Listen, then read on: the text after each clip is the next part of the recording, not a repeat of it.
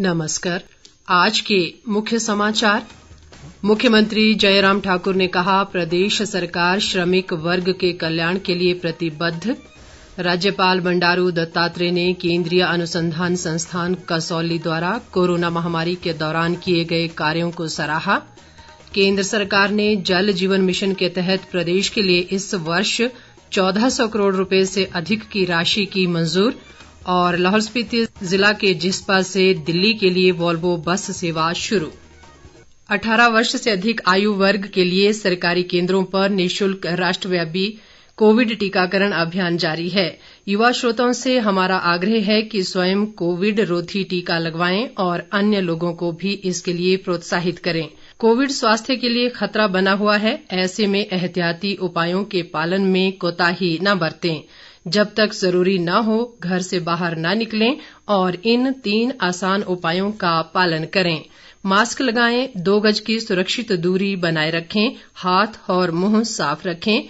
Covid संबंधी जानकारी और मार्गदर्शन के लिए राष्ट्रीय हेल्पलाइन नंबर 011-2397-8046 और 1075 पर संपर्क करें।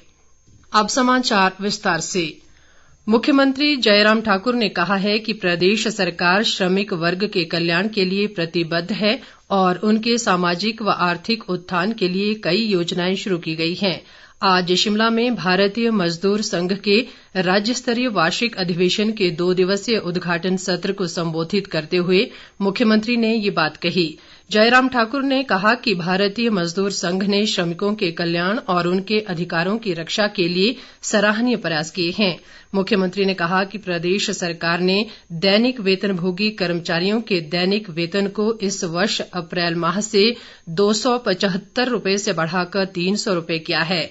इसके अलावा दिहाड़ीदार मजदूरों, आउटसोर्स कर्मचारियों के वेतन और आंगनबाड़ी कार्यकर्ताओं के मानदेय में भी वृद्धि की गई है। मुख्यमंत्री ने कहा कि राष्ट्रीय पेंशन योजना के तहत राज्य सरकार द्वारा दिया जाने वाले अंशदान को बढ़ाकर 14% किया गया है। पिछले 3.5 वर्ष के इस कार्यकाल में 3 जो बजट हमने हिमाचल प्रदेश सरकार की ओर से जो प्रस्तुत किए, उसमें मजदूरों के लिए और मजदूरों के साथ साथ में हमारे जो आउटसोर्स कर्मचारी हैं को न्यूनतम स्तर पर जो प्रतिमाह मिलने वाली राशि में जो इंक्रीज हुई है वो लगभग 2700 रुपए जो है एक व्यक्ति को जो है वो इसमें लाभ हुआ है। मुख्यमंत्री ने संघ की सभी जायज मांगों पर सहानुभूतिपूर्वक विचार का आश्वासन भी दिया। राज्यपाल बंडारू दत्तात्रेय ने कहा है कि कसौली स्थित केंद्रीय अनुसंधान संस्थान ने महामारी और सूक्ष्म जीव विज्ञान से संबंधित वैक्सीन पर अनुसंधान के लिए अद्वितीय कार्य किया है। राज्यपाल ने आज संस्थान का दौरा किया और कोरोना महामारी के दौरान संस्थान द्वारा किए गए कार्यों की सराहना की। राज्यपाल ने और अधिक शोध कार्य करने पर जोर देते हुए कहा कि राज्य व केंद्र सरकार अनुसंधान कार्यों पर अधिक खर्च कर रही है। CRI के निदेशक डॉक्टर अजय कुमार तलहन ने संस्थान की गतिविधियों और उपलब्धियों के बारे में राज्यपाल को अवगत करवाया। बाद में राज्यपाल ने सुबाथू में 14वें गोरखा प्रशिक्षण केंद्र का दौरा भी किया। राज्य मत्स्य विभाग के वैज्ञानिकों ने बर्फीले पानी में पैदा होने वाली ट्राउट प्रजाति की मछली को गोविंद सागर जलाशय के गर्म पानी में विकसित करने में सफलता हासिल की है। मत्स्य पालन मंत्री वीरेंद्र कंवर ने बताया कि बिलासपुर, ऊना और हमीरपुर जिलों में भी ट्राउट मछली का उत्पादन संभव हो गया है। उन्होंने कहा कि राज्य में आगामी वर्षों में 850 मीट्रिक टन ट्राउट मछली उत्पादन का लक्ष्य रखा है, जिसमें से 100 मीट्रिक टन नए विकसित रेस बेस में किया जाएगा। उन्होंने बताया कि इस समय राज्य में 606 परिवार 1198 रेस बेस के माध्यम से ट्राउट मछली का उत्पादन कर आजीविका कमा रहे हैं। राज्य सरकार प्रदेश के ग्रामीण क्षेत्रों में सड़कों के विस्तार को विशेष प्राथमिकता दे रही है। सामाजिक न्याय व अधिकारिता मंत्री सरवीण चौधरी ने कांगड़ा जिले के शाहपुर विधानसभा क्षेत्र में आज लांझणी नरघोटा सड़क के भूमि पूजन के बाद ये बात कही। उन्होंने कहा कि राज्य सरकार ने सभी क्षेत्रों का समग्र विकास और सभी वर्गों के उत्थान के लिए अनेक कल्याणकारी योजनाएं आरंभ की हैं। सरवीण चौधरी ने लांझणी में जन समस्याएं भी सुनी और अधिकांश का मौके पर निपटारा किया। केंद्र सरकार ने गर्भवती महिलाओं को कोविड वैक्सीन लगवाने की अनुमति दे दी है। स्वास्थ्य मंत्रालय ने टीकाकरण संबंधी राष्ट्रीय तकनीकी सलाहकार समूह NTAGI की सिफारिशों पर यह निर्णय लिया है। प्रदेश में गर्भवती महिलाओं के टीकाकरण के लिए स्वास्थ्य विभाग ने दिशा निर्देश जारी कर दिए हैं। विभाग के एक प्रवक्ता ने आज शिमला में बताया कि गर्भवती महिलाओं को टीका लगाने का निर्णय लेने में मदद के लिए जिला प्रशासन के कर्मचारियों, अग्रिम पंक्ति के कार्यकर्ताओं और निजी चिकित्सा व्यवसायियों को प्रशिक्षित करने के निर्देश दिए हैं।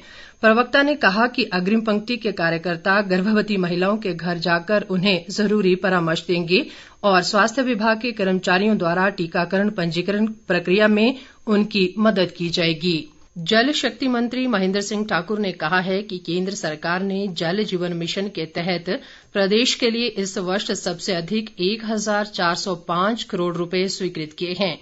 कुल्लू जिले के बंजार में आज विभिन्न योजनाओं के शिलान्यास अवसर पर उन्होंने ये बात कही। उन्होंने कहा कि प्रदेश सरकार हर घर में नल से जल पहुंचाने के लक्ष्य को केंद्र के सहयोग से 1.5 साल में ही हासिल कर लेगी। महेंद्र सिंह ठाकुर ने कहा कि मिशन के तहत 2019 व 2020 में प्रदेश के जल शक्ति विभाग का कार्य देश भर में सर्वश्रेष्ठ रहा है।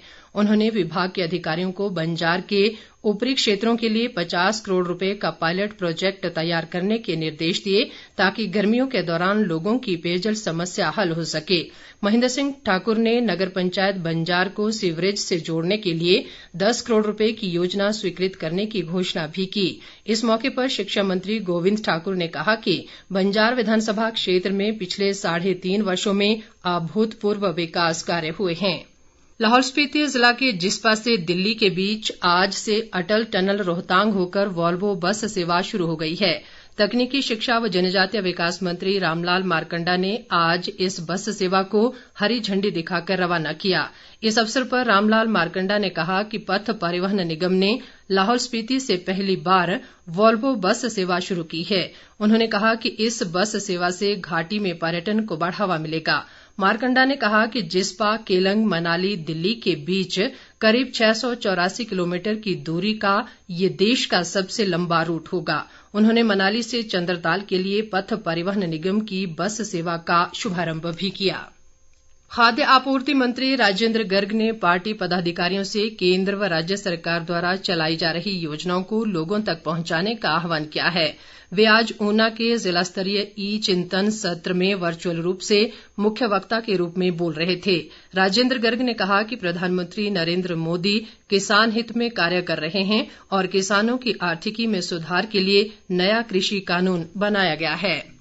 वन मंत्री राकेश पठानिया ने शिमला जिले के जुब्बल कोटखाई विधानसभा क्षेत्र के 2 दिवसीय दौरे के पहले दिन आज पराली, मंढोल, झड़ग व नकराड़ी पंचायतों में जन समस्याओं का निपटारा किया।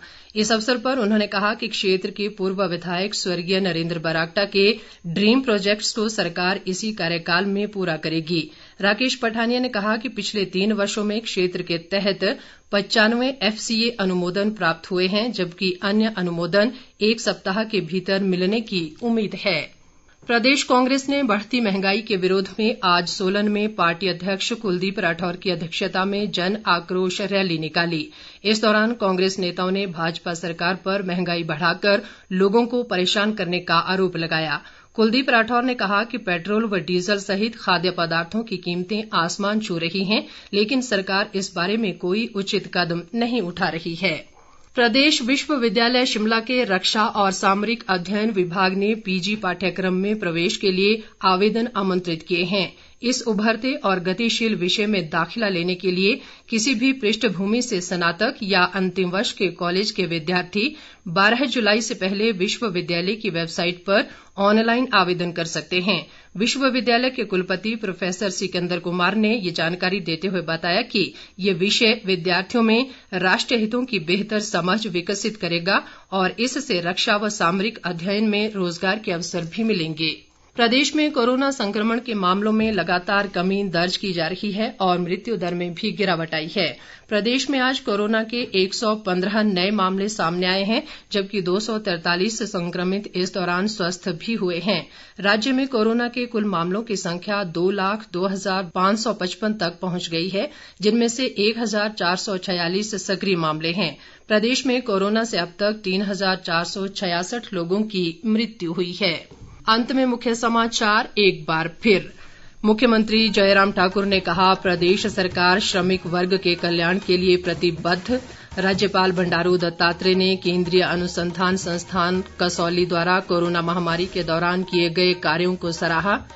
केंद्र सरकार ने जल जीवन मिशन के तहत प्रदेश के लिए इस वर्ष 1400 करोड़ रुपए से अधिक की राशि की मंजूर।